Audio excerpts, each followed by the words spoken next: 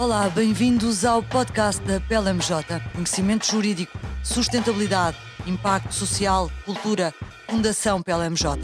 Partilha de conhecimento que importa aos nossos clientes, partilha de cultura que importa a todos. Fique desse lado. É o primeiro orçamento pós-pandemia e irá acompanhar a entrada de uma bazuca financeira em Portugal. Que novidades traz o Orçamento do Estado para 2022 para as empresas? E é o instrumento certo para relançar a economia nacional? A visão jurídica fiscal, o ponto de vista das empresas e o diagnóstico económico do país juntam-se na Conferência do Orçamento do Estado, organizada uma vez mais pela PLMJ e dedicada a analisar o plano orçamental para o próximo ano. Para o painel da conferência, a PLMJ convidou Fernando Alexandre, professor associado à Universidade do Minho, que apresenta os riscos e folgas no Orçamento do Estado para 2022, seguindo-se um debate que junta Nuno Botelho, presidente da ACP, e Serena Cabrita Neto, sócia e coordenadora da área de fiscal da PLMJ. O debate é moderado por Paulo Baldaia, autor do podcast Expresso da Manhã e comentador da SIC. Já de seguida vamos ouvir a gravação da Conferência Orçamento do Estado 2022, as empresas como motor de recuperação, que foi gravada a partir do nosso auditório do escritório da PLMJ no Porto. Olhando para o Orçamento do Estado que foi ontem apresentado, a chave para o debate desta manhã será dada pelo próximo orador, doutorado em Economia pela Universidade de Londres, professor da Universidade do Minho, vice-presidente do Conselho Económico e Social, o professor Fernando Alexandre, vai-nos falar das principais alterações fiscais neste orçamento.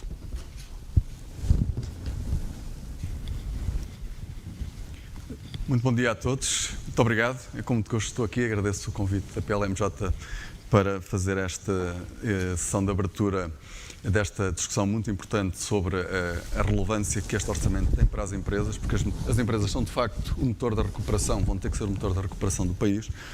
E eu vou organizar esta apresentação em torno dos riscos orçamentais e depois os seus impactos económicos, financeiros e económicos, das folgas orçamentais que foram muito discutidas antes da apresentação do orçamento, dos riscos das folgas, porque se calhar vamos ver que ainda há folgas e não sabíamos que havia,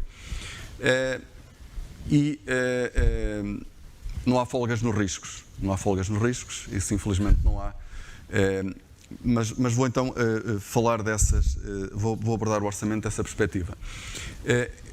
É impossível não começar por falar dos riscos políticos deste orçamento, porque aquilo que se esperava aconteceu. Os partidos políticos ontem manifestaram-se em relação à proposta que foi apresentada e, de facto, aquilo que ficámos a saber é que a folga que não foi usada para a definição desta proposta de orçamento e que resultou do facto do crescimento económico ser superior agora ao que estava previsto no programa de estabilidade, que foi revisto em alta, e a proposta do Governo manteve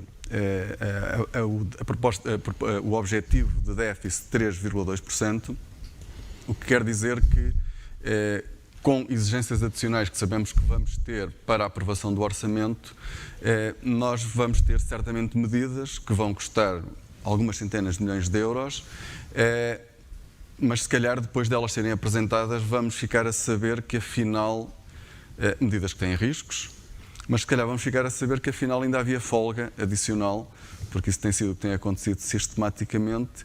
Nós temos uma apresentação da proposta de orçamento, temos um objetivo para o déficit, e depois há um conjunto de negociações e o objetivo para o déficit não se altera, o que quer dizer que há sempre uma folga. Agora, essa folga não vem sem riscos, porque aquilo que estamos a fazer de facto é adicionar despesa planeada ao orçamento. Ela provavelmente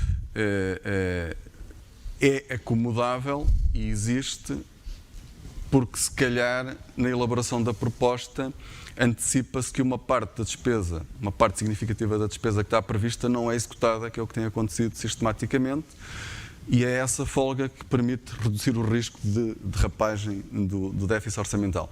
E por isso há aqui este primeiro risco político, porque de facto o déficit vai manter-se o objetivo de 3,2%, é o que está no programa de estabilidade, mas nós vamos ver por acordo ou por coligações negativas até à aprovação na especialidade, porque penso que é praticamente certo que haverá a aprovação na generalidade. E depois da aprovação na generalidade nós teremos certamente ou provavelmente algumas coligações negativas que adicionarão também compromissos por parte do Estado. E esta é uma primeira dimensão que é muito relevante. Porquê? Porque do meu ponto de vista,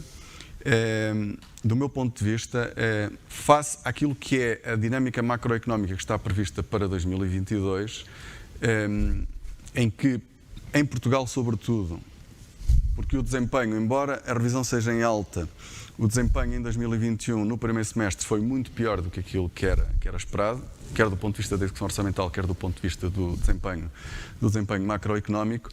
Em parte por isso, em 2022, o crescimento vai ser mais forte em 2022. E por isso há uma parte do consumo, ou do acréscimo de consumo que poderíamos ter tido em 2021, que de facto vai ocorrer em 2022, e por isso vamos ter um forte crescimento do consumo, vamos ter um forte crescimento do investimento, eu já voltarei ao investimento, vamos ter um forte crescimento das exportações, o que quer dizer que nós vamos ter um forte aumento da procura em 2022. E se nós pensarmos que no início de 2022, de acordo com aquilo que está escrito no relatório do orçamento, da proposta de orçamento, o PIB português vai alcançar os níveis que tinha em 2019, e sabemos que o emprego até já ultrapassou os níveis que tinha em 2019, se nós nos lembrarmos que em 2019 tivemos um excedente orçamental,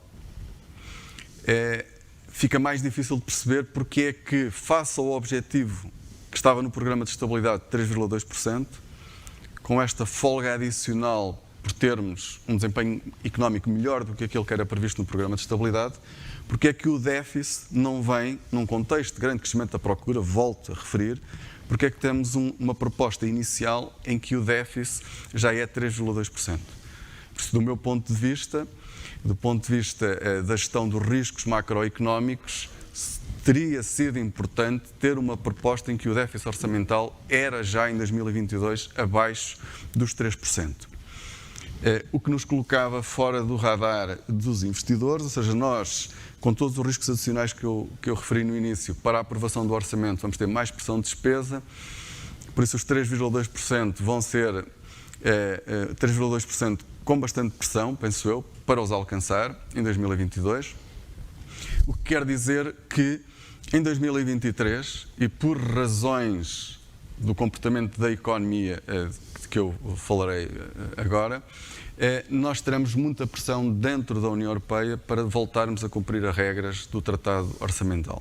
Isso é praticamente certo e por isso para um país que tem uma dívida que é das mais elevadas do mundo, nós ouvimos o Ministro das Finanças a dizer que com o período de pandemia a dívida aumentou quase 40 mil milhões de euros, o risco que isto tem para a economia portuguesa como um todo, não é só para o Estado, é demasiado elevado para não começarmos a pensar em reduzir a exposição a esse risco.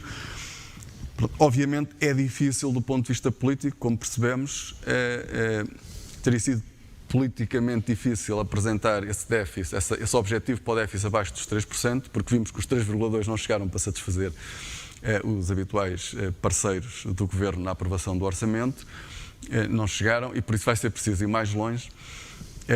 Mas de qualquer maneira eu estou a fazer análise macroeconómica e do ponto de vista da análise macroeconómica isso teria sido muito importante, ou seja, teria sido um seguro que o país teria feito, que era de facto mostrar que depois de um processo de correção muito significativo desde 2011, 2012 até 2019, fomos afetados por uma pandemia que afetou a economia portuguesa de forma particularmente grave, dada a sua estrutura produtiva, é preciso dizer isso, acho que isso não é suficientemente enfatizado.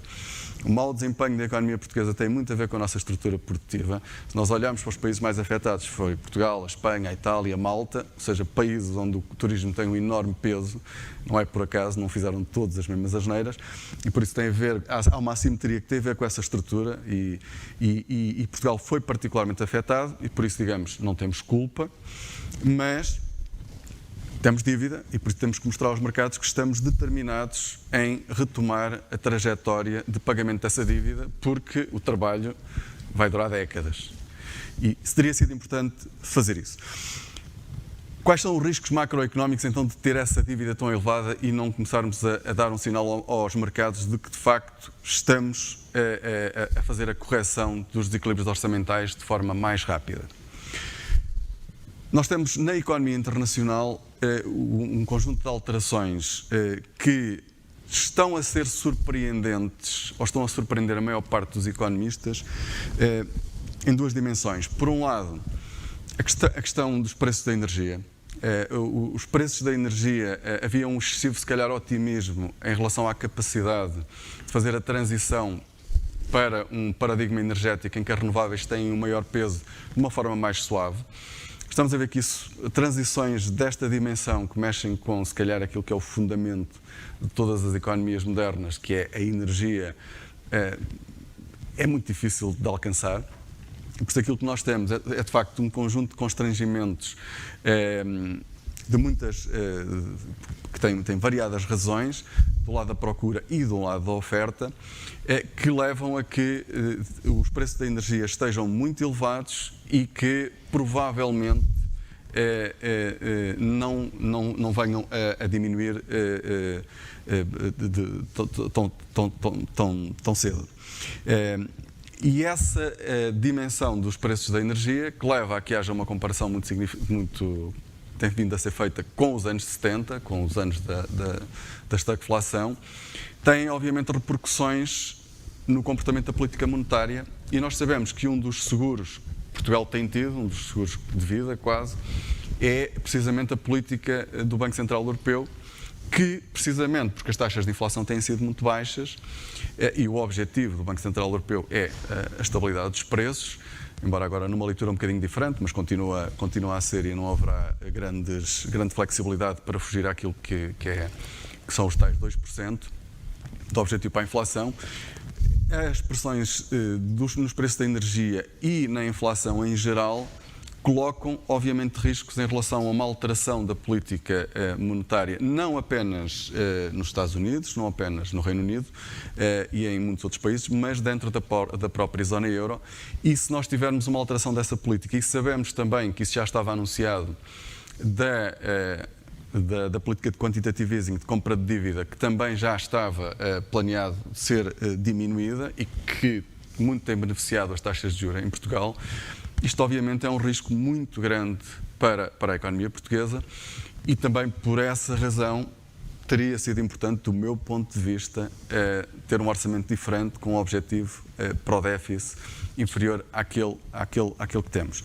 Depois continuamos a ter um conjunto de disrupções na economia internacional, ao nível das cadeias globais de valor, que também está a surpreender, de certa forma, a maior parte dos economistas, e que tem a ver com a desestruturação que ocorreu com a pandemia. Isto é, nós temos uma economia internacional que é muito interdependente, que está muito interligada. Cada automóvel, cada quase produto que nós temos vem de dezenas de países, de centenas de empresas, e por isso há uma rede logística que liga a produção e o consumo, que está espalhada a nível global. A pandemia alterou isso tudo, ou seja, o sistema de transportes, sobretudo marítimo, foi muito afetado. O que nós tínhamos era uma grande sincronização nos transportes, ou seja, os barcos andavam sempre carregados, os contentores sempre cheios, e neste momento há barcos que, quando descarregam, depois não têm a carga para levar, o que quer dizer que o custo de transporte unitário aumenta muito. E há outras razões, mas essa é uma das razões pelas quais nós temos as tais disrupções nas cadeias globais de valor.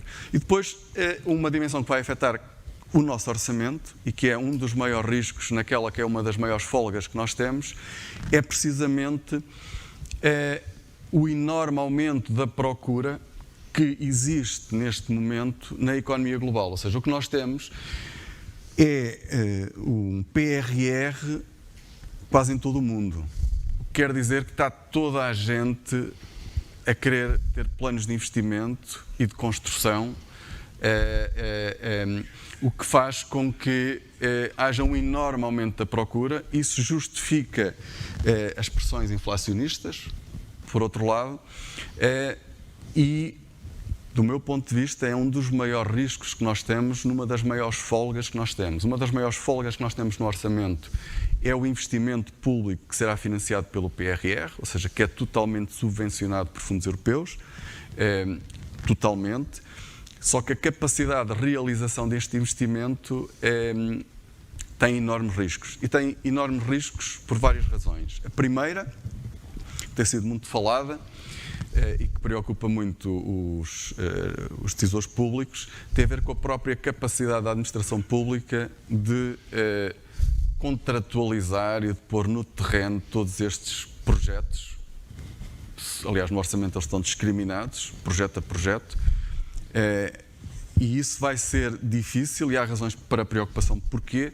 Porque as últimas grandes vagas de investimento em Portugal foram feitas no regime de parcerias público-privadas.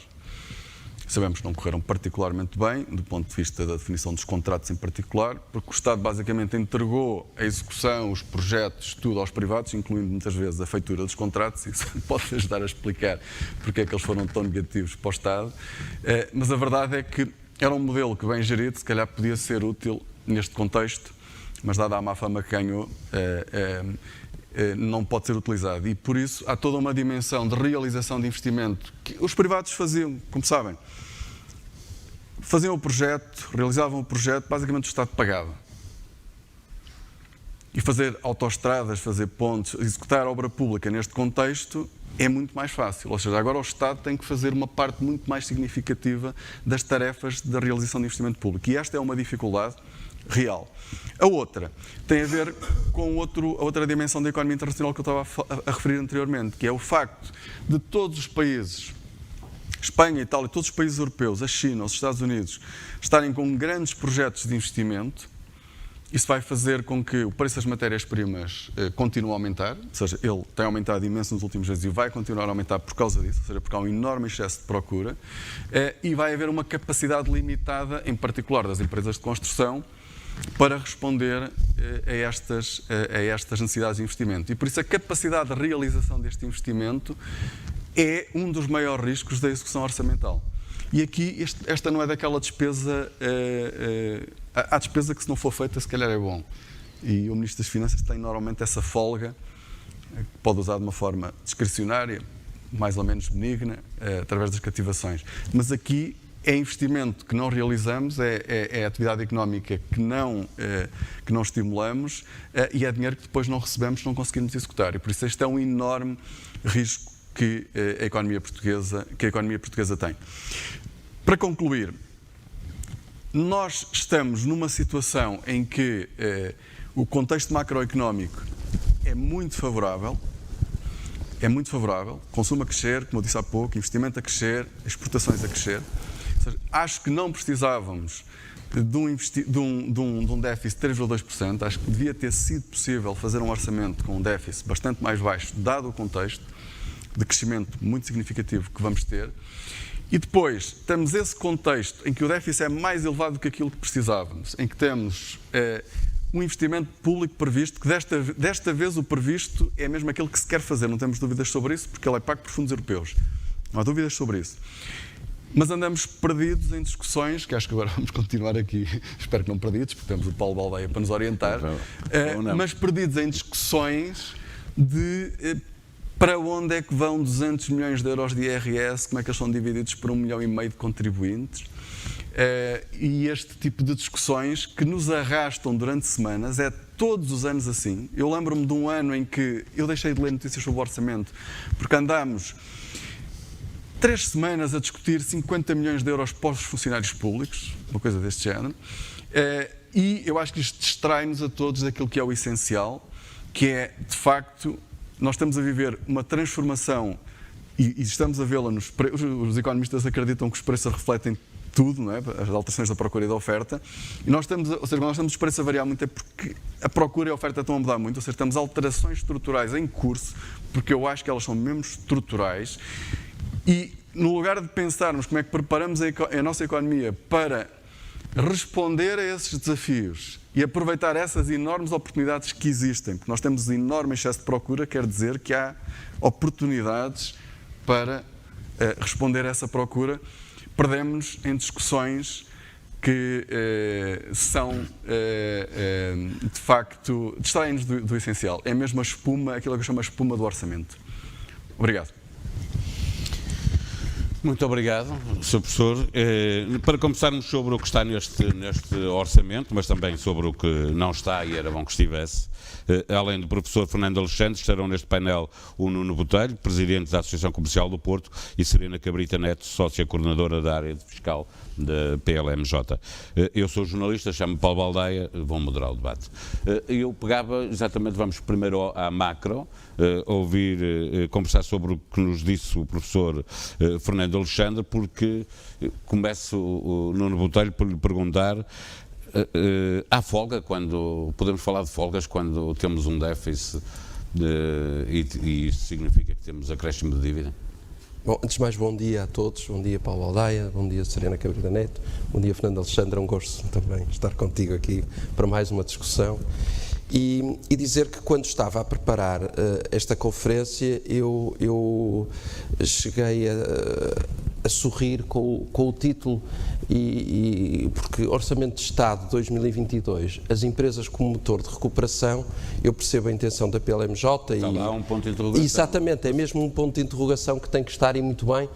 E agradeço de facto ao Expresso e à PLMJ, não só pelo convite, mas também pela provocação que nos provoca aqui, porque de facto eu acho que, ponto número 1, não há folga, respondendo de forma muito direta e serei já mais explicativo, mas acho que de facto este orçamento esquece quase por completo as empresas e assenta única e exclusivamente num modelo que tem sido um modelo que eu tenho classificado como um modelo de novela que vai agora para o seu 7º episódio, que é um modelo de continuar a alimentar aquilo que é uma administração pública ineficaz, ineficiente, cada vez mais gordurosa e que não responde a nada e que ao mesmo tempo a própria administração pública, ela própria não está satisfeita. Nós vamos chegar ao fim deste ciclo de governação e vamos chegar à conclusão que nem os funcionários públicos estão satisfeitos, nem a iniciativa privada está satisfeita.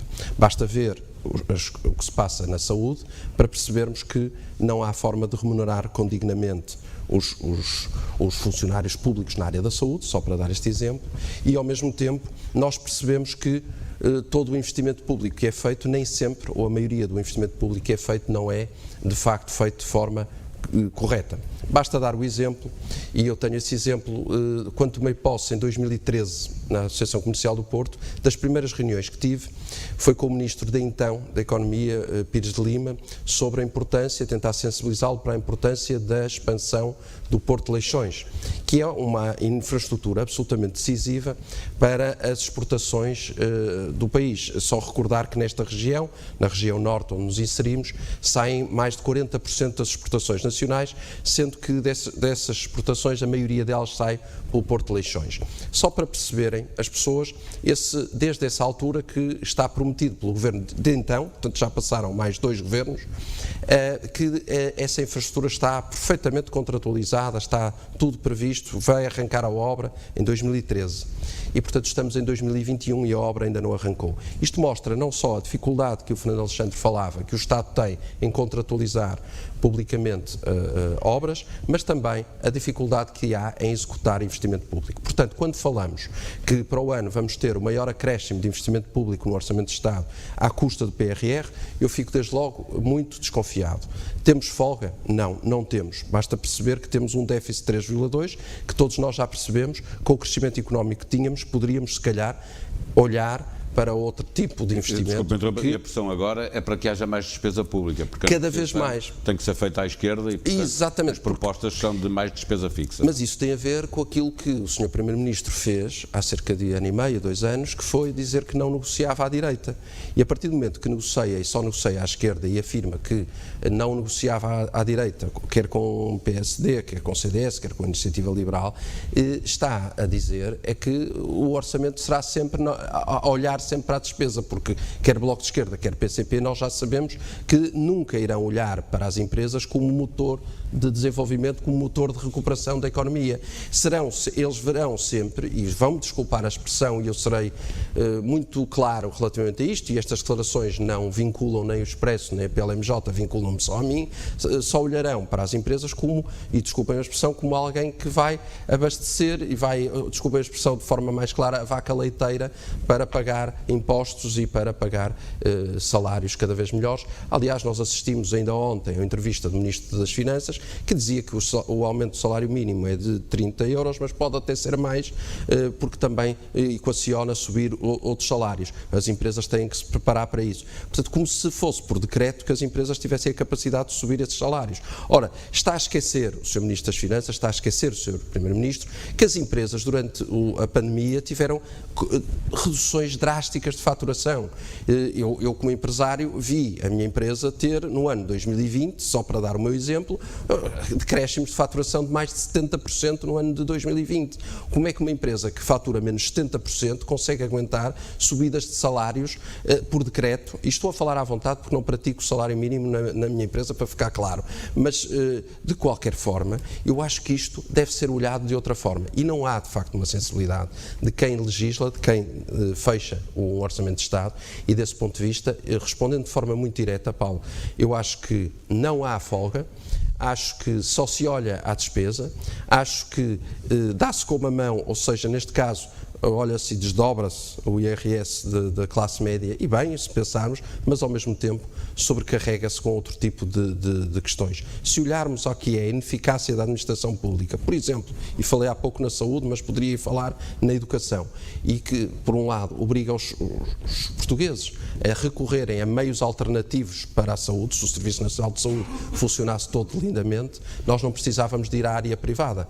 Isto é uma forma de ter mais impostos, porque nós temos, por exemplo, para obter um raio-x mais rapidamente, um meio diagnóstico alternativo qualquer, mais rapidamente temos que ir à privada. Os portugueses já têm hoje um seguro de saúde, portanto, é essa a evolução. Mas é mais um imposto? Esse seguro de saúde é mais um imposto. Não, estou a dizer que o Serviço Nacional de Saúde... Se funcionasse bem, nós não precisávamos. Implica que os portugueses cada vez mais tenham que ter um seguro de saúde. Exatamente. Mais que não seja como complemento ao Serviço Nacional de Saúde. É mais um imposto.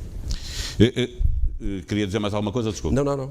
Serena Cabrita Neto, o que é que nós já vimos, pegando nas palavras iniciais do Sr. Professor, que há aqui uma crise política, nós não podemos fugir a ela, veremos se é fictícia ou não, se faz parte da negociação ou se há mesmo uma pressão para aumentar a despesa pública. Significa que aquilo que do ponto de vista fiscal não está neste orçamento, podemos partir do princípio que não vai estar, porque a negociação não vai nesse caminho, vai num caminho contrário.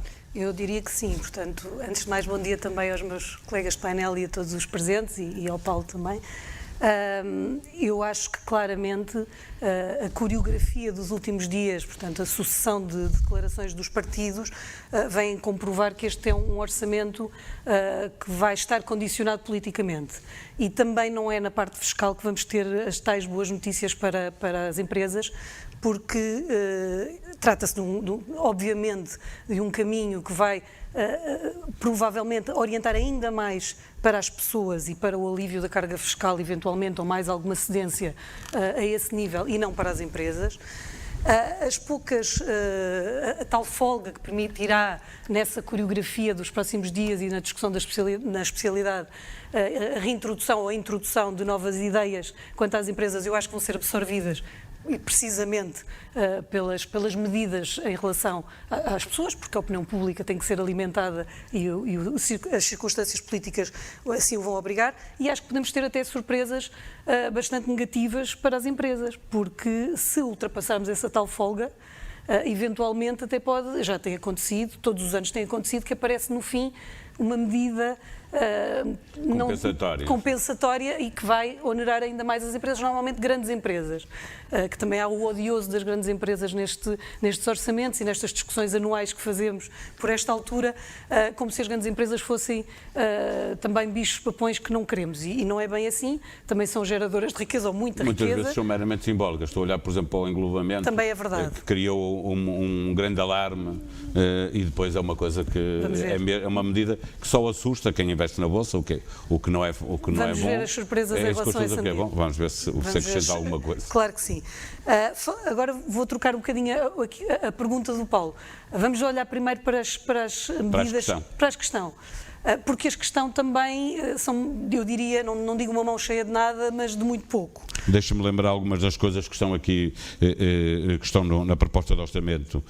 O fim do pagamento especial por conta, que ajuda PMEs ao nível da tesouraria, incentivo, porque estávamos a falar apenas de um adiantamento que as empresas faziam ao Estado, portanto não é dinheiro, incentivos fiscais ao investimento, é pouco, é baixas expectativas e o crescimento de 30% do investimento que é feito com fundos europeus. Paulo, o pagamento especial por conta também é preciso tirar uma ideia errada que paira nas notícias, ou pelo menos na discussão pública que se tem feito. É que o pagamento especial por conta já era dispensado para as empresas que cumprissem as obrigações e, portanto, aliás, no próprio resumo do orçamento se diz reforço da medida. Portanto, a medida já existia desde 2019 e, portanto, isso é uma ilusão. O impacto financeiro dela é 10 milhões de euros. Basicamente era facultativa, claro, quem quisesse. Portanto, não há medida nenhuma não há novidade nenhuma nessa medida.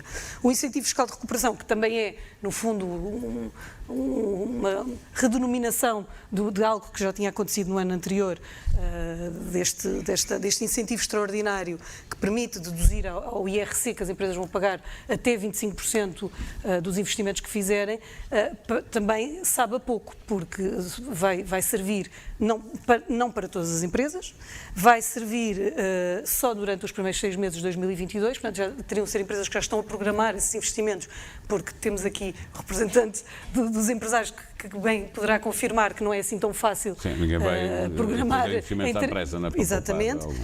Sobretudo é confrangedor não termos utilizado mecanismos que estão já previstos na lei, nomeadamente no Código Fiscal do Investimento, que é um diploma importante e que poucas vezes se olha para ele, como por exemplo o regime dos lucros retidos pelas empresas e não distribuídos aos sócios e reinvestidos, que só nos dá uma dedução ao IRC de 10% e por que não usar esse mecanismo reforçando-o, ou por exemplo, também pegando no que diz o Nuno Botelho quanto ao aumento do salário mínimo e o encargo que vai ser para as empresas, o alívio nas contribuições sociais nesse caso, ou também a reintrodução do benefício da criação líquida dos postos de trabalho, podia ser limitada a jovens ou a pessoas excluídas socialmente. Portanto, havia aqui um sem número de medidas. Outra muito evidente também, o alargamento do prazo de dedução dos prejuízos fiscais. Portugal tem dos regimes, foi durante muitos anos o único que limitava o prazo de dedução dos prejuízos fiscais, portanto temos 5 anos para deduzir os prejuízos que gerámos. Houve um período que foi alargado para 12 anos, voltámos a ter os 5 anos e temos os outros países vão no sentido dessa dedução, embora limitada a uma parte do lucro tributável, ser muito mais alongada. Portanto, havia aqui um conjunto de medidas interessantes, mas que comportam despesa, evidente, e que podiam, de facto, ajudar as empresas. Não existem. E é curioso, porque a crise é económica. A crise foi das pessoas, foi pessoal, todos sofremos com ela, mas, de facto, não podia estar mais de acordo com o Nuno Botelho e com o Sr. Professor de que, de facto, há aqui um mau aproveitamento das folgas ou aqui uma oportunidade perdida. E respondendo aqui à pergunta que nós próprios, pela MJ, com o Expresso criámos, eu acho que, se queremos que seja o motor que seja as empresas o motor da recuperação, não é através de, certamente, deste orçamento. Sim.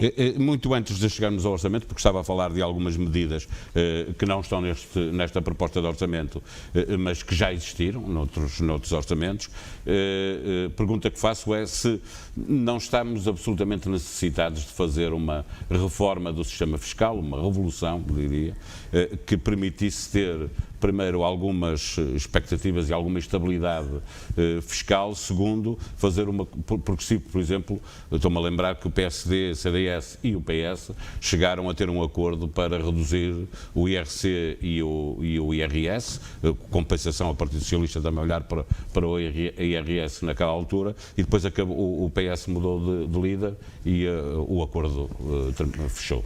Vamos ver, não está no programa de governo prevista nenhuma reforma fiscal. E eu não vou mudar de opinião, que acho que a estabilidade fiscal é um valor inestimável. Para quem trabalha todos os dias com empresas, e com investidores internacionais, a estabilidade do sistema é importantíssima. Nós tivemos uma reforma em 2014-2015, o quadro político era diferente, a crise estava ali, mas não defendo e nem acho e nem espero que haja, não é expectável que haja nenhuma reforma. Nem me parece que haja orientação governamental para isso e não há sequer um acordo de esquerda-direita que permita essa reforma. Para além de mais, os impostos mais importantes que nós temos cada vez mais estão europeizados, não é? Portanto, o IRC agora está a ser discutido até a nível mundial, não é? A tributação das empresas, sim, a unificação das taxas. É bastante mais baixa do que aquela que claramente. Estamos a falar de 21 para 15. Mas uma reforma é uma coisa diferente, é varrer os códigos e é transformar tudo. Eu acho que não estamos, nesse momento, não passou tempo suficiente da última reforma e não há condições neste momento para isso. Mas, ainda assim, e ainda achando que não é no orçamento que se deva fazer esse tipo, ou criar esse tipo de medidas, há um aspecto que eu acho que ficou completamente esquecido neste orçamento e não sei se vai ser objeto de legislação avulsa, que é o da justiça fiscal. E aí acho que é, outra vez, uma área de total vazio no orçamento e outra vez confrangedor, não a ausência de medidas sobre isso. Porque, obviamente, para as empresas é uma área muito, muito importante, obviamente. Basta ter um litígio. Quem já teve um litígio com a máquina fiscal sabe bem como até da perspectiva económica, porque estão lá metade dos litígios, ou mais de metade dos litígios são ganhos pelo contribuinte. Isso é uma forma de capitalizar as empresas se os processos forem decididos. Mas já lá vamos a essa parte. O professor Fernando Alexandre falava, uma das questões que trouxe aqui tem a ver com a dívida pública e o risco que isso pode ser para a economia portuguesa, porque não é apenas para o Estado, porque se o Estado a certa altura começa a ter juros mais altos, depois as famílias têm juros mais altos, as empresas têm juros mais altos, daí a pequena provocação que fiz aos outros dois oradores sobre a folga que trouxe aqui. Ela obviamente que é em sentido figurativo, porque com um déficit não há lá folga, não é? A folga só há a partir de haver um superávit e pegar nesse dinheiro e utilizá-lo de alguma maneira, mas que não seja para reduzir a dívida, é o grande problema, o grande risco para o cenário macroeconómico, a questão da dívida e a possibilidade de repente, os bancos centrais começarem a ter outra política e os juros começarem a subir e o mercado começar a subir os juros também. Não, é sem dúvida, não é? Porque a discussão que nós temos hoje em todos os bancos centrais é precisamente se este choque inflacionista se é transitório ou se é mais persistente. As análises têm vindo a convergir para mais persistência do que transitoriedade, embora de início fosse visto mais como um choque transitório. E precisamente porque estamos numa conjuntura de grande recuperação económica já, do tal excesso da procura, os bancos centrais vão inverter a política que têm. Agora, se isso vai resultar num aumento muito elevado das taxas de juros ou não sabemos. Mas que os sinais são de inversão da política, seja do ponto de vista das compras de dívida pública que são decisivas para a manutenção das baixas taxas de juros da dívida portuguesa em particular, quer do ponto de vista das taxas de referência do Banco Central, esse risco existe mesmo. Não há volta a dar-lhe para os montantes de dívida e nós devíamos estar vacinados também para a dívida, porque tivemos várias crises e hoje, se os portugueses são muito mais exigentes em relação às contas públicas, precisamente porque ainda se lembram dos sacrifícios que tiveram a fazer por causa do descontrolo das contas públicas e da dívida. Foi por isso que tivemos cá, em grande medida, porque tivemos cá, não foi só isso, mas foi fundamentalmente por causa do Estado. Mas engana muito quando nós vemos neste orçamento a ideia de que o rácio da dívida vai diminuir, não é? Portanto, ficamos com a ideia de que estamos a diminuir a dívida e ela diminui de facto em porcentagem do PIB, sim. Porque o PIB cresce, não é? Sim, mas continuamos, obviamente o salto que a dívida deu de cerca de 118%, 117% para 135%, com a revisão de PIB para menos 8,4 em 2020, é um salto brutal. Mas o valor que nós devemos ter em atenção é aquele que o Ministro das Finanças, felizmente, tem repetido várias vezes, e eu acho que ele não o faz. Que é o valor absoluto. Que são os 40 mil milhões. Nós estamos a pensar de 40 mil milhões, é uma parte muito significativa do PIB português, que nem joga bem com os déficits que tivemos. E por isso é um valor muito significativo, ou seja, é um fardo muito pesado, e é este fardo, aquilo que a Serena dizia da estabilidade fiscal, a estabilidade fiscal do sistema, mas depois da capacidade das empresas e dos trabalhadores, das pessoas singulares, perspectivarem o seu rendimento futuro, tem a ver também precisamente com esse encargo que é a dívida.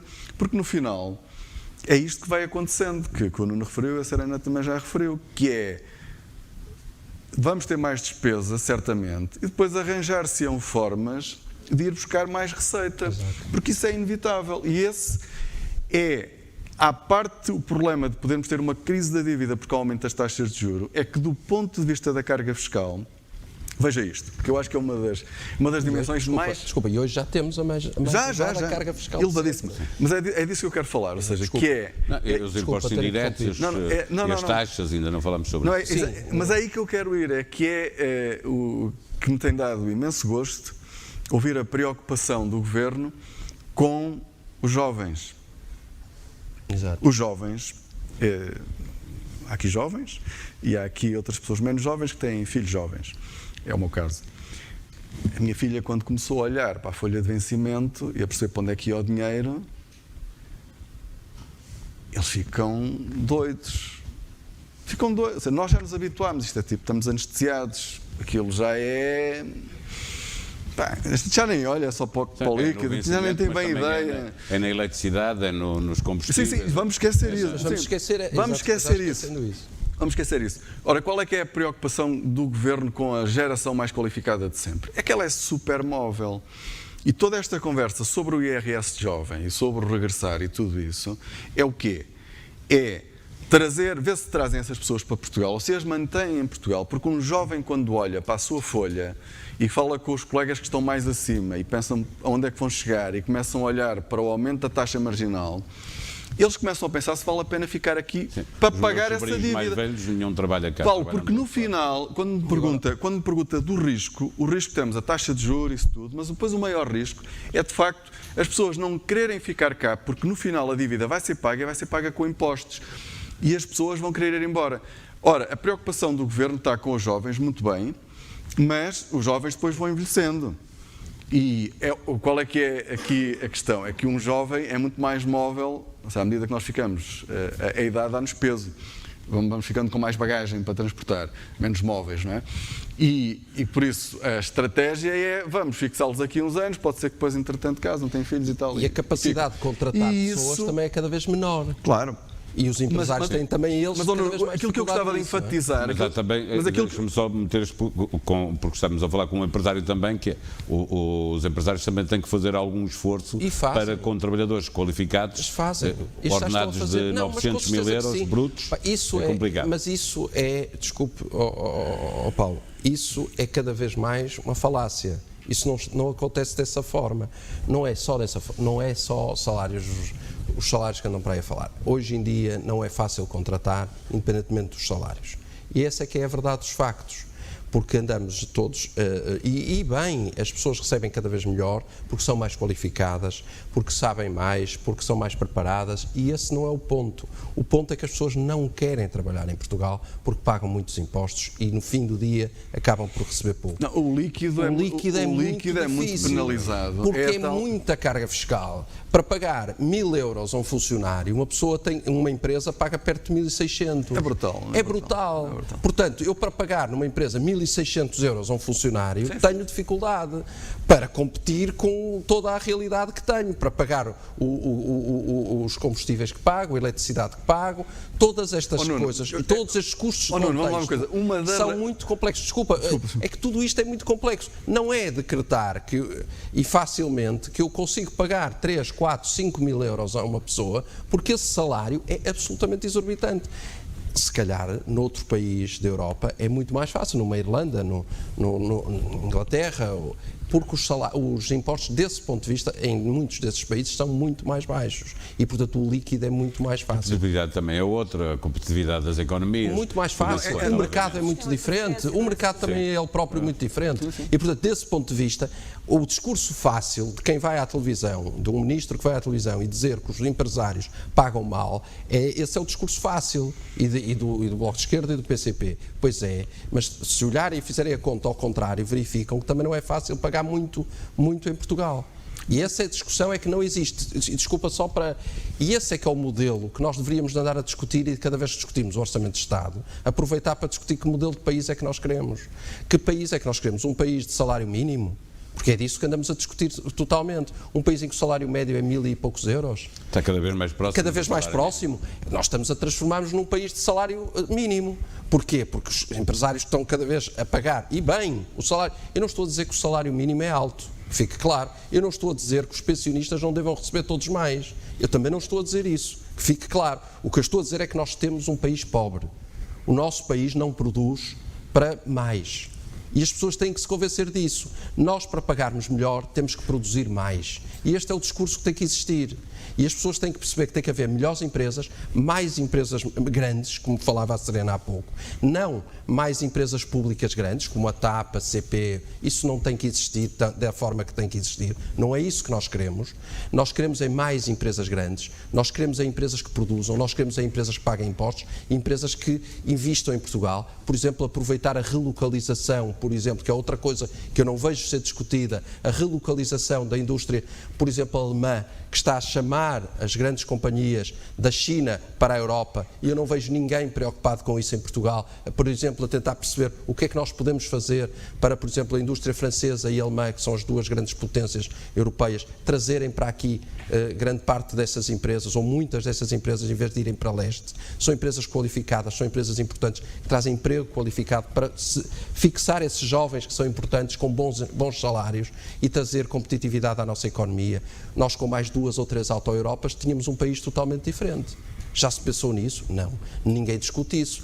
E esse é o ponto de vista que eu acho que é importante nós discutirmos cada vez que discutimos um orçamento de Estado. E não vejo isso ser discutido. Só vejo como é que vamos buscar mais impostos. Não define se o ISP se mantém ou não mantém, que já vimos que era de extraordinário e passou a fixo. Se o salário mínimo aumenta para 750 euros em 2023, que vai continuar a ser baixo. Eu até atrevo-me a afirmar isso. Vai continuar a ser baixo. E quais o aumento das pensões, a discussão com o PCP e com o Bloco de Esquerda, a mercearia dos 10 euros das pensões, para o PCP poder ter a bandeira a dizer que conseguiu mais 10 euros, que dá no fim do dia nem um café por dia mais ao pensionista, e portanto é disso que nós estamos a falar, e é o país, desculpem a expressão, o país do pobrezinho, que nós estamos aqui a discutir. Sim, em vez de mas que são modelo de crescimento de país é que ainda assim, discussões que são complementares, mas uma coisa é discutir o orçamento anual, outra coisa é discutir a política económica. Mas que modelo de desenvolvimento é que queríamos ter?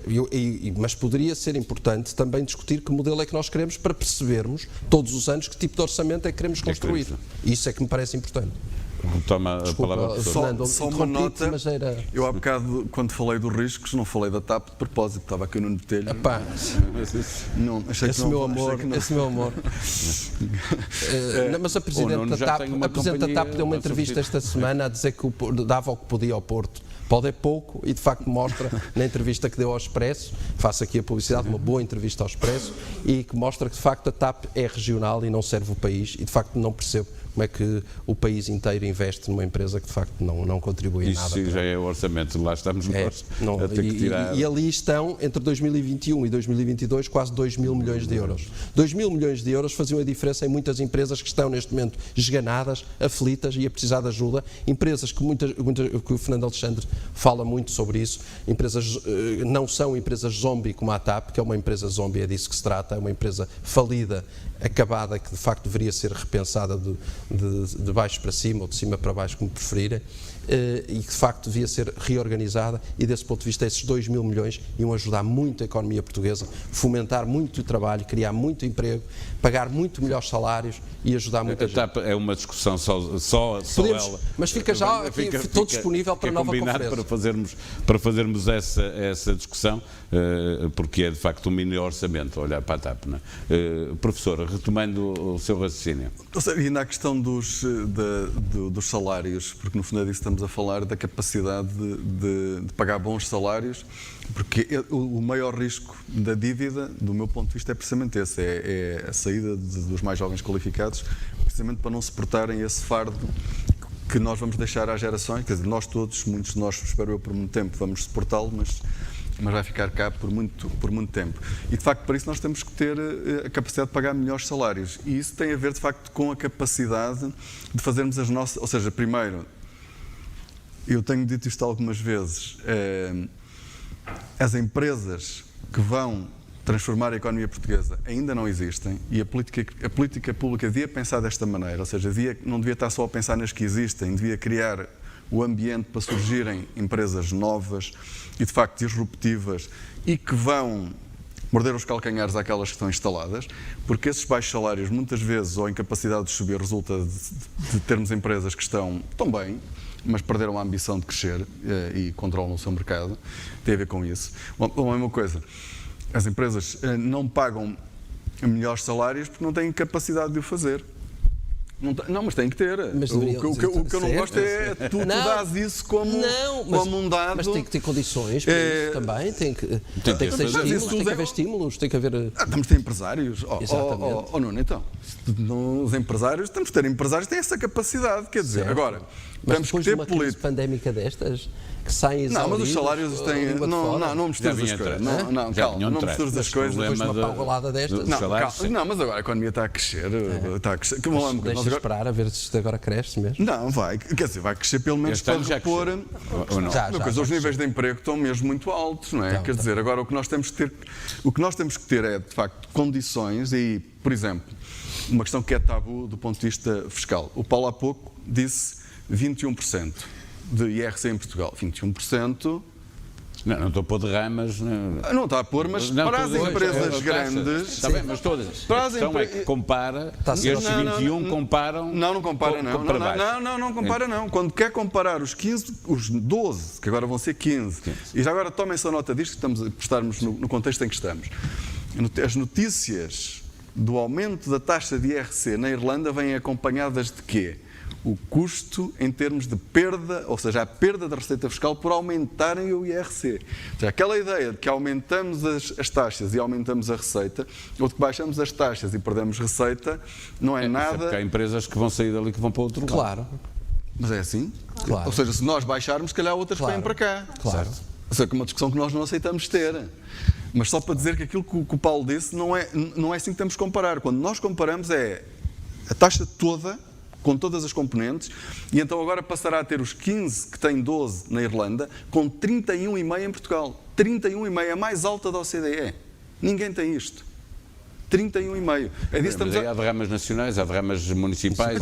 Pois há. E as tributações autónomas... Paulo, mas são essas... Já vamos ouvir a Claro que a taxa efetiva depois é mais baixa, há benefícios fiscais, há muitas formas, aliás, estamos aqui no contexto de especialistas de reduzir essa taxa. Aquilo que é a taxa efetiva paga pelas empresas. Mas do ponto de vista da venda do país, ou seja, se nós quisermos promover o país, é isso que está lá, não há volta a dar-lhe. Claro. E, por exemplo, a eliminação da derrama estadual, que foi criada, se não me engano, em 2009, como uma taxa extraordinária sobre as empresas que têm lucros a sério, ficou, mais uma vez, ou seja, é tudo extraordinário, são contribuições e depois ficam porquê? Porque a despesa, nós não conseguimos conter o aumento da despesa. Obviamente, se não houver muito crescimento, que depois, e este é o círculo que nós temos que quebrar, vamos sobrecarregar mais os contribuintes, pessoas coletivas e pessoas singulares, e obviamente isso reduz a competitividade da nossa economia e torna mais difícil fazê-la crescer. E o que leva depois a ser mais difícil pagar a despesa e é que o Estado continua à procura de dimensões da economia que mexem e que tenta tributar. E temos que sair disto. Bola de neve. Temos que sair disto. Por exemplo, no caso da derrama estadual, Veja uma coisa, ainda bem que a nível internacional se passou a discutir o IRC, porque de facto isto era complicado e para Portugal era particularmente complicado, ou seja, este acordo internacional para Portugal é muito favorável. Então imagino o que era se o acordo que estava feito em 2014, com a reforma fiscal de 2014, tivesse prosseguido para a reforma do IRC. Nós estávamos neste momento no limiar daquilo que é a taxa global, ou seja, nós aparecíamos Estávamos no contexto, a captar mais investimento. claro, dos países mais competitivos do ponto de vista fiscal, nessa dimensão. E ainda por cima estamos a falar do imposto, que não tem assim tanta receita, são o quê? 5 mil milhões, não chega a 5 mil milhões de euros, o global. E por isso é mesmo, é um erro. É um erro, ou seja, do ponto de vista da imagem do país, se Podia quiser... subir, como estava a dizer, podia subir, a receita podia subir se baixássemos... claro que pode. Claro, O exemplo disso é a Irlanda, e ainda bem que a Irlanda sobe, não é? Ou seja, os que estão abaixo de nós, quanto mais subirem, melhor para nós. Agora, nós podíamos fazer um esforço também por nos aproximarmos da média, que era isso que era a reforma de 2014. E como muito bem disse, tinha um acordo do Partido Socialista. Havia um acordo muito global. Não é? E se tivéssemos prosseguido com isso, neste momento comparávamos... Está a ver, é que nós temos muita... O Nuno falou aqui a questão da infraestrutura ali do Porto de Leixões. Há outra dimensão muito importante, que é, por exemplo, a eficiência das alfândegas, que é das piores a nível global. Ou seja, um país periférico como nós, porque é que nós não resolvemos esses aspectos que não são, ou seja, não é preciso fazer aqui uma reforma do sistema fiscal, não é? Em muitas dimensões é resolver estrangulamentos. Claro. São estrangulamentos, são alguns investimentos, são algumas... Nós não devíamos ter tempo de espera nos aeroportos. Não devíamos. Nós somos periféricos. As pessoas para chegarem cá demoram mais tempo, ou porque vêm dos Estados Unidos, ou porque vêm do Brasil, ou porque vêm da Alemanha. Demoram mais tempo do que se estivessem num país do centro da Europa. Porque depois, quando chegam, têm que estar 40 minutos ou 1 hora à espera da bagagem. Nós devíamos ter o sistema de recolha de bagagens mais eficiente do mundo, para reduzir a nossa periferia. É difícil montar isto? Até podíamos inovar em termos logísticos, montar o sistema de recolha de bagagens mais eficiente do mundo. Podemos fazer um concurso para isso, para as universidades apresentarem... Está a ver? É que nós temos que resolver esse tipo de coisas. Nas alfândegas é a mesma coisa. Os portos até são o de Leixões, sim, são portos... Mas depois, há uma infraestrutura que falta... Trabalham 5 dias por semana, horário de funcionário público. Não dá, quer dizer, depois os contentores ficam à espera no fim de semana. Não pode ser, quer dizer. E são pequenas coisas, não é preciso uma revolução, nem uma grande reforma em que vem um iluminado. Não, é identificar estrangulamentos... A reforma de 2014 era pequenina, mas ia no bom identificar sentido. estrangulamentos... Às vezes são pequenas coisas. E resolvermos estas pequenas coisas não é aumentar as reformas de 10 euros, ou, não é isso, são estas pequenas coisas que, de facto... Veja uma coisa, quando alguém chega ao aeroporto e está 1 hora à espera, são milhares de horas perdidas, dezenas, centenas de milhares de horas, são pessoas mal dispostas, que já chegaram ao país mal dispostas, chegam ao país e ficam mal dispostas. Quer dizer, isso, está a ver o que isso custa na imagem do país, na vida das pessoas, no tempo perdido para os negócios, para o turismo, tudo. É assim tão difícil resolver isso? Isto não estamos a falar, não é rocket science. Andamos há muitos anos a tentar e não conseguimos. Não é pôr o homem em Marte, não é pôr o homem em Marte, não é pôr o homem em Marte, é pôr o homem na Terra com a bagagem na mão, ir para casa ou ir para o hotel. É uma coisa simples, a sério. Isto não é preciso ter um Nobel para fazer isto. Serena Cabrita Neto, olhando para a tributação sobre as empresas, este orçamento não melhora nada em relação ao que existia, portanto as empresas continuam a ter um problema para serem a recuperação, o motor da recuperação. Claramente, eu acho que, como temos vindo a discutir, não é este orçamento que vai fazer diferença nenhuma significativa. Eu queria aproveitar um pouco o que aqui estava a ser dito para dizer que nós também temos um quadro de tributação bastante singular, em que, para além das taxas nominais do IRC, que também sabemos que 10 ou 15% das empresas é que pagam a receita de IRC, portanto também do universo das empresas, portanto não sei agora como é que estará a estatística, mas andou sempre entre os 10% e os 15% o número dos maiores... das maiores empresas que pagam. E, portanto, o que é que, para além disso, temos um quadro muito pesado do ponto de vista das contribuições sociais e que também aqui, destes tais recibos de vencimento que os jovens recebem, a tal taxa social única não engloba só a retenção de IRC, mas também as contribuições. 23,5% mais 11%. Sabemos bem que... mais de um terço. Que houve um esforço enorme da parte da Segurança Social e da Previdência Social agora na época pandémica, mas que também tinha sido uma boa oportunidade para na retenção dos jovens, eventualmente haver um alívio desse lado, porque isto é tudo orçamento de Estado, portanto as contribuições sociais também não saem daqui, estamos só a falar de IRS e IRC, mas não é só isso que impende sobre as empresas, as contribuições sociais são um encargo pesadíssimo e também já houve aproximações no Bloco Central para, eventualmente, no passado, poder ter resolvido ou criarem medidas interessantes nessa matéria. Outro lado que eu acho que fica sempre esquecido são as tributações autónomas, que o regime de tributações autónomas intrincadíssimo que Portugal tem, também muito singular no panorama internacional, há pouquíssimos países que têm um sistema assim, eu tenho a impressão que eram só mais dois, mas não quero estar agora, não sei agora como é que estará, mas há tempos sabia que eram só mais 2 países que tinham este regime, e na União Europeia penso que somos só nós, em que determinados gastos que as empresas fazem, para explicar, para além de não serem dedutíveis, ainda têm uma tributação. Portanto, é uma despesa que é indesejada nas empresas, porque se quer que elas não se orientem para aquele tipo de despesas de promoção ou despesas que não tenham justificação, mas para além de não serem dedutíveis fiscalmente, que é o que acontece na generalidade dos países, ainda são tributadas, as aquisições dos automóveis, etc., de frautas automóveis, etc., se não for justificada com a atividade, isto só para dar um exemplo prático, têm um encargo adicional. E isso é IRC encapotado. Portanto, quando falamos de taxa nominal, é bom que se diga que não é só os 21% mais as derramas.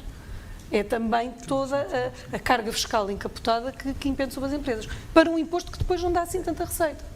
A questão é, como é que isto se resolve? Eu acho que, para quem lida diariamente com investidores e quem tem que expor o que é o nosso sistema fiscal, quando chegamos a este ponto de explicar o que é a tributação autónoma, explicar o intrincado que é este nosso sistema, quer dizer, é desencorajador.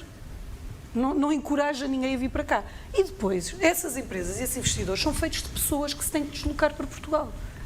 E aqui o exemplo caricato ou a caricatura da indisposição à chegada... Não é também, caricatura, é sério. Está bem, mas abstraindo um bocadinho do exemplo, essa indisposição também é do CEO ou do empresário ou do quadro médio que tem que se deslocar para Portugal, da complexidade... E para a própria empresa, que para lhe pagar... para o compensar, tem que pagar bastante mais do que paga no país de origem. E mesmo os regimes fiscais favoráveis que se criaram, como o residente não habitual, etc., têm vindo a ser limados todos. E Exatamente. cortados cada vez mais. A última lista que saiu cortou mais de metade das profissões que estavam abrangidas e, portanto, também não há grandes incentivos também nesse domínio. E as empresas são feitas de pessoas. Portanto, há aqui um quadro, todo ele, que eu diria que é pouco favorável para o investimento estrangeiro e para a atração de investimento, para se quisermos, a solidificação do investimento que já existe nacional e a desmultiplicação das empresas, e não é o lado fiscal deste orçamento que vai fomentar isso claramente. E depois, Paulo, a justiça fiscal, que é sempre isso, um vamos ponto, a esse ponto que é importante, porque nunca desaparece, não é? A máquina fiscal funciona como funciona, para quem quer fazer investimentos em Portugal, para quem já está a trabalhar em Portugal, claro. É a questão de como é que funciona a justiça fiscal. Não tem melhorado nos últimos anos? Nós temos uma situação dramática na justiça fiscal há décadas. Temos pendências, nos tribunais administrativos e fiscais estão cerca de 70 mil pendências, estima-se que 40 a 45 mil serão fiscais, mas o problema é que o saldo é negativo, porque entram mais das que são decididas. E neste orçamento não há... Está sempre a crescer. E há medidas que são conhecidas e fáceis de tomar, mas que importam custos, como por exemplo a criação de grupos de juízes específicos e dedicados para decidir os processos mais antigos. Tem sido feito um esforço e há instruções internas na hierarquia da magistratura administrativa e fiscal para que os processos antigos tenham prioridade sobre os outros, mas a cadência da decisão dos processos continua muito lenta.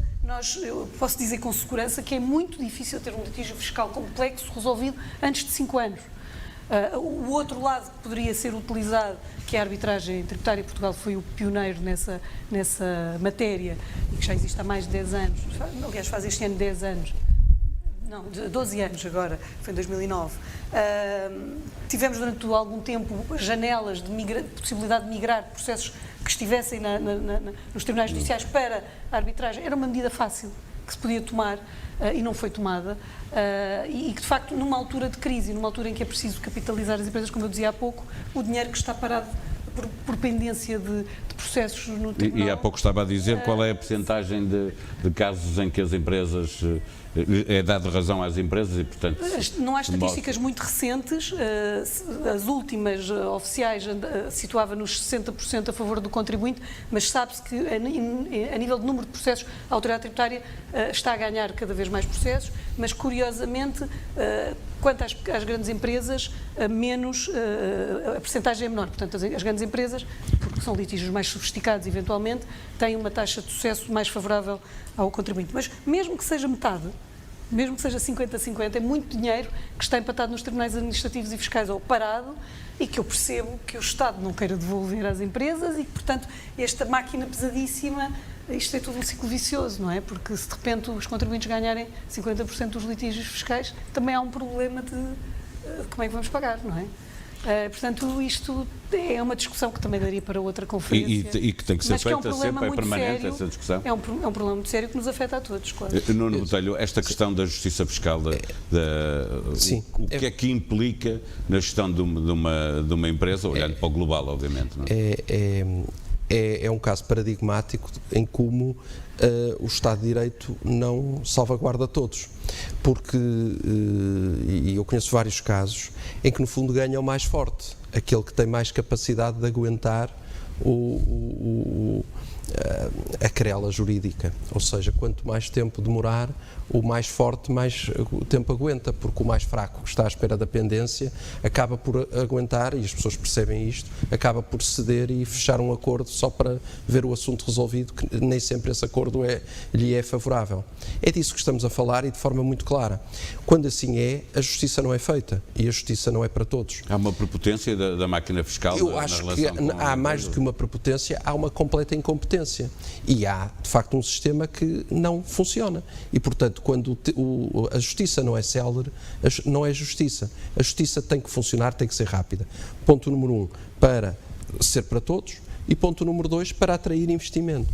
Nós estamos a falar, e há pouco a Serena falava de uma coisa que me parece importante, que é a captação de investimento. Eu já o falei a propósito também do investimento estrangeiro. Nós parece que vivemos num país que não precisa de capital. Nós já todos chegamos aqui à conclusão que estamos perante uma situação de completa descapitalização.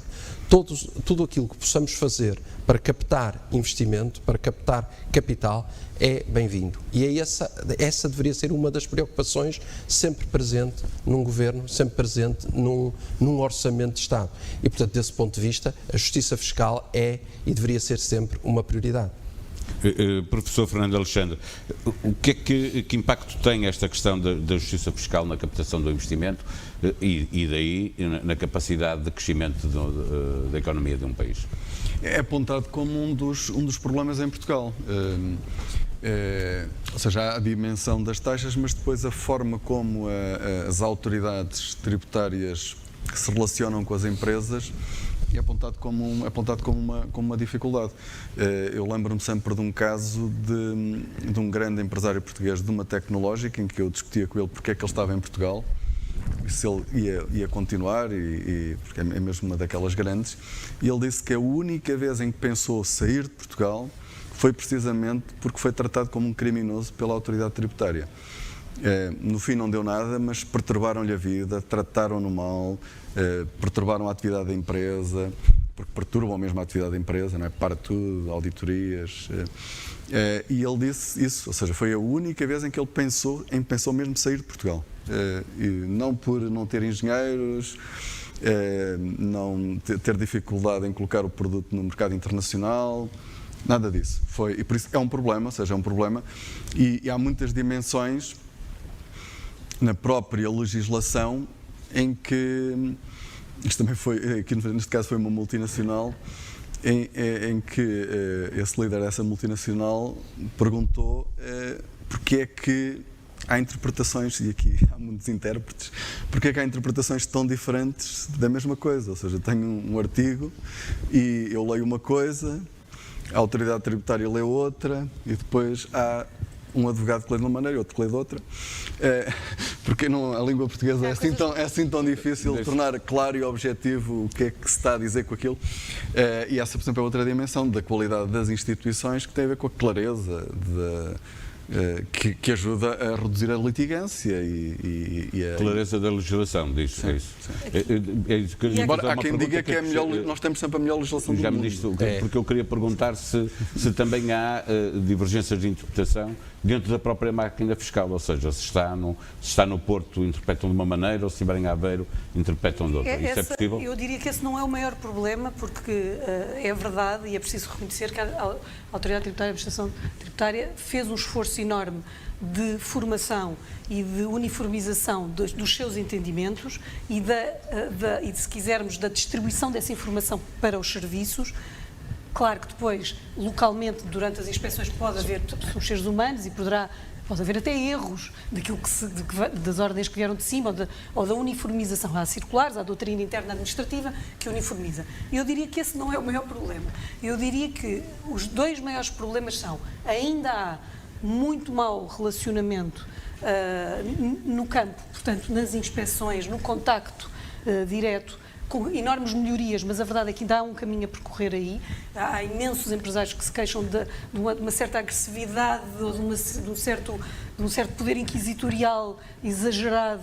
Eu digo isto por comparação do que eles... que experiências estrangeiras que têm. Portanto, não há uma colaboração verdadeira, mas sim alguém que está a inspecionar, portanto, um fraco e um forte na inspeção, e não deveria ser assim, porque, de facto, as empresas têm que ser inspecionadas, mas podiam encarar isto como uma auditoria. E as inspeções não são encaradas como uma auditoria, são encaradas como um inquérito. Se fosse o Ministério Público a entrar. Portanto, ainda há uma oportunidade de melhoria nessa matéria do relacionamento, mas isso eu acho que vai acabar por acontecer, porque os quadros da Autoridade Tributária também são cada vez mais formados e as gerações também mudam, e o pendor do Estado pesadíssimo que temos do pós-25 de Abril também está cada vez mais a aligerar-se do ponto de vista do relacionamento, porque o contribuinte também é mais exigente, o empresário também é mais exigente.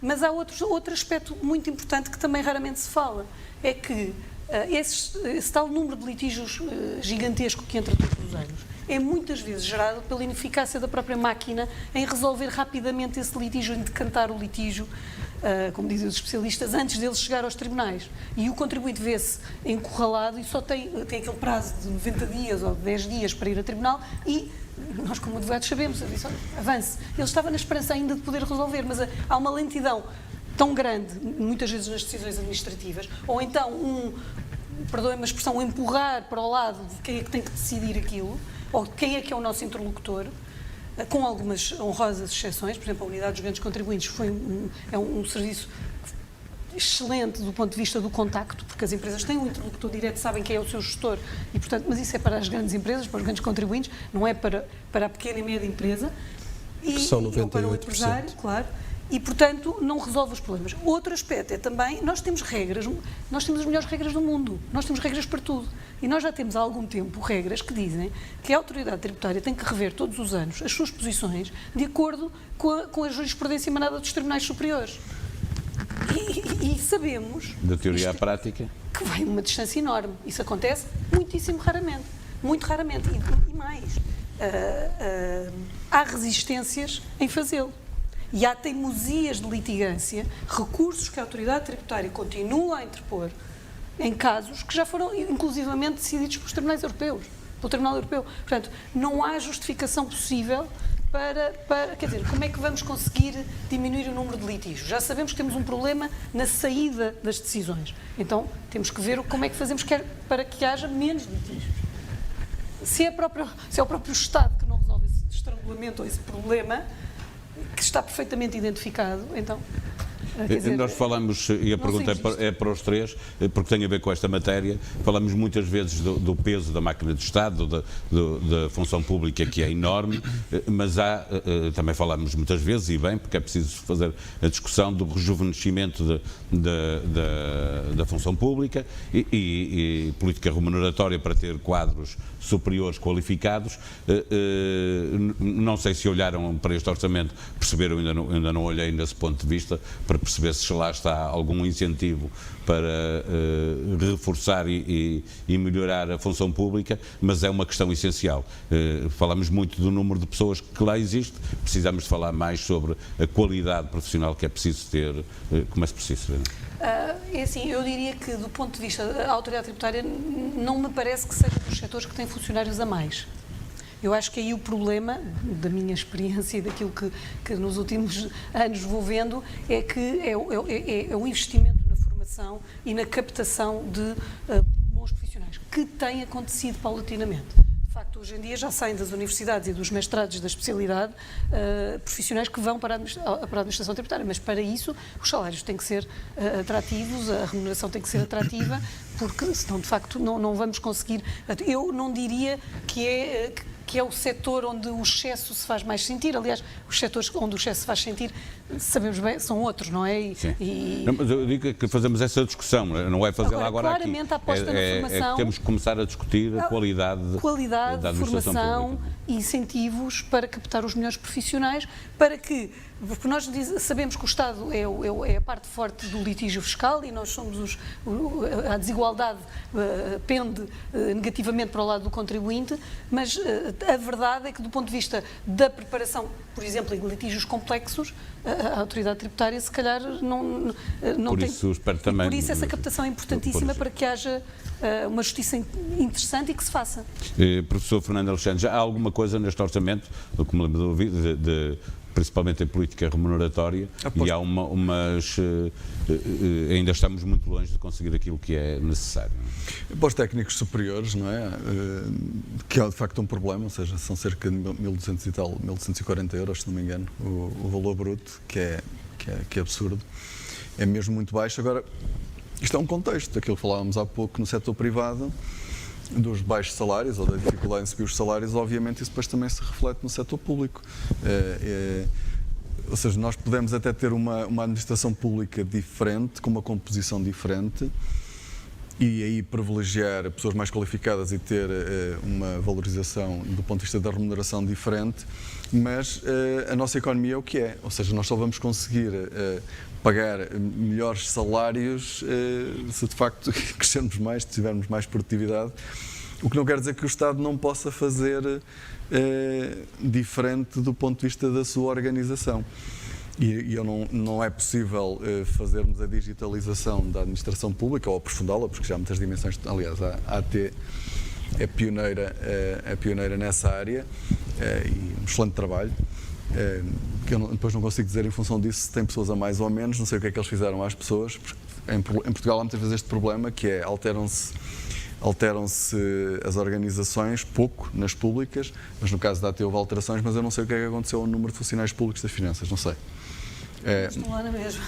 Pois, não sei, não deviam estar, não é? O problema é que os processos não andavam. Deviam ser outros, não é? Pronto, mas deviam ser outro tipo de funções, ou seja, devíamos ter, como na banca, ou seja, devíamos ter outro tipo de, porque são outro tipo de funções, porque há uma parte de tarefas que passaram a ser feitas online e por isso, se calhar, continuamos a precisar de pessoas, mas pessoas com outro tipo de competências eu não conheço. Mas essa é a dificuldade e é o grande desafio que a administração pública tem, que é, vai ter que, de facto, ser repensada, e isto, agora fugindo um bocado, mas tem a ver com o orçamento, que é a questão da saúde. A saúde nunca teve tanto dinheiro, nunca teve tanta gente. Nós sabemos que em Portugal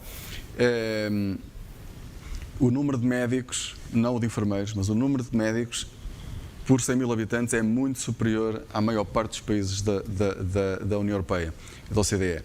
Sabemos, ainda por cima, que os portugueses são dos que mais gastam fora do Sistema Nacional de Saúde. Isto é, nós temos um número de médicos muito elevado e depois os portugueses ainda têm que, ou seja, pagos pelo Sistema Nacional de Saúde, e depois ainda temos que ir ao setor privado e fazer os tais seguros de saúde ou pagar a ADSE, no caso dos funcionários públicos. E aquilo que estamos a discutir é sempre mais dinheiro. O que nós sabemos que temos é um problema de organização no nosso Serviço Nacional de Saúde, nos hospitais em particular. Não é? E disso não se fala quase nada. Eu lembro-me que na discussão do orçamento para 2019, ou seja, a discussão em 2018, para o orçamento de 2019, em que íamos ter o tal excedente, tivemos, houve um grande reforço de cerca de 900 milhões de euros da área da saúde. E quando houve esse reforço, o compromisso que foi anunciado na altura era que ele vinha acompanhado de uma reforma do sistema, da gestão do sistema. O que não faz sentido nenhum, ou seja, é sabido que isso devia ser sempre assim, e nem percebo como é que se diz que se dá mais 1.000 milhões e que tem que fazer reformas.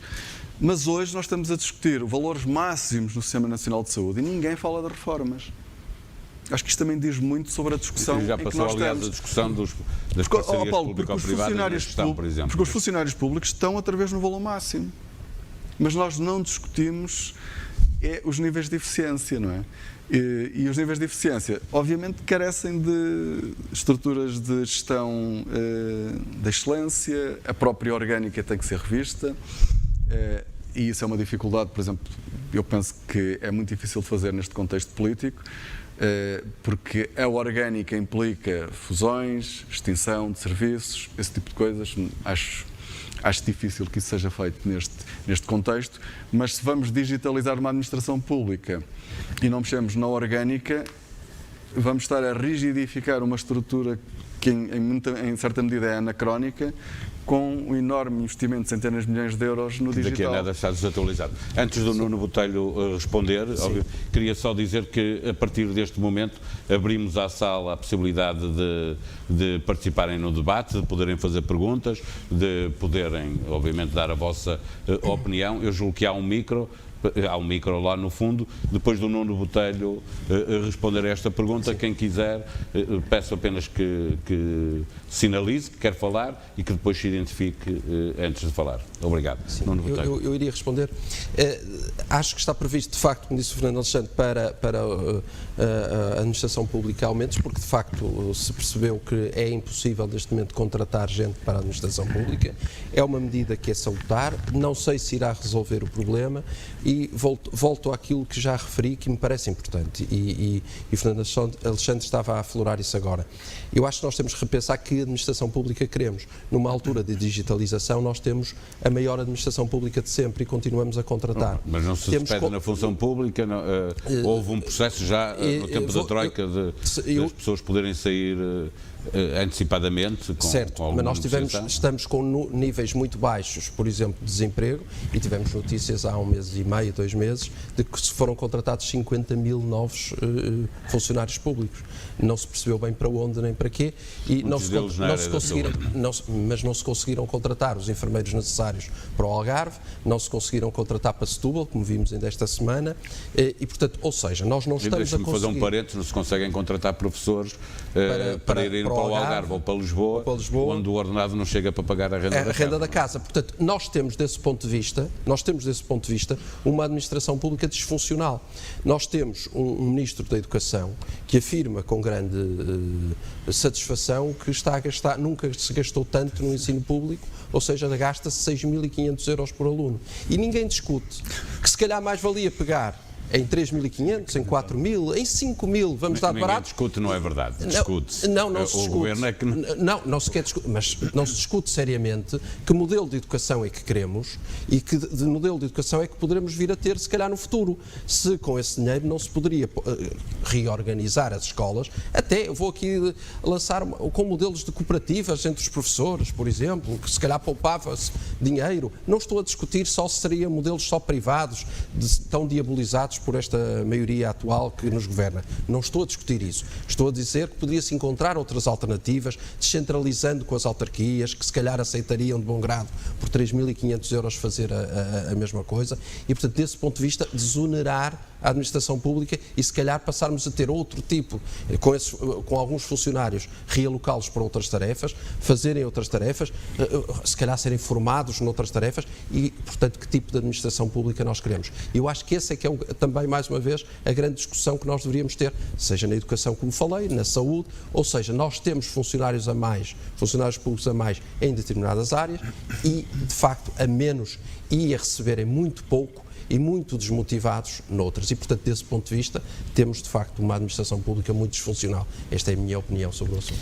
Serena Cabrita Neto, Nuno Botelho, professor Fernando Alexandre, muito obrigado aos três por terem estado nesta iniciativa da PLMJ numa parceria com o Expresso.